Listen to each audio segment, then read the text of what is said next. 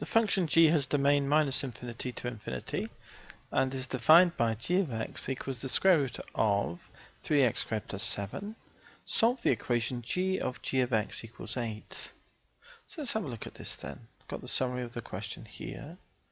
So g of x then,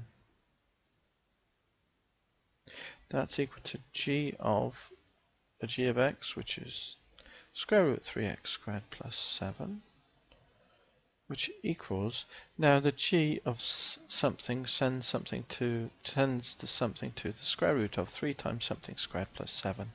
Square root of 3 times something squared plus 7. And the something in this case is the square root of 3x squared plus 7.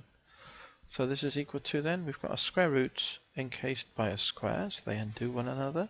So we simply end up with 3 times 3x squared plus 7, and that equals, this is all square rooted of course, equals 8. Square in both sides then.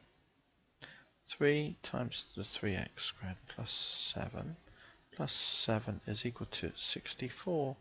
Move the 7 over. We get 57, don't we? 64 takes 7 is 57. And once we've done that, then we can move the 3 from times down to divide. So I'm going to do those two things in one foul swoop. That's equal to 19. So that tells us then that 3x squared is equal to, move the 7 over, 19 minus 7 is 12. And then move the 3 from times down to divide. 12 over 3 is 4. Square root both sides, x equals plus or minus 2.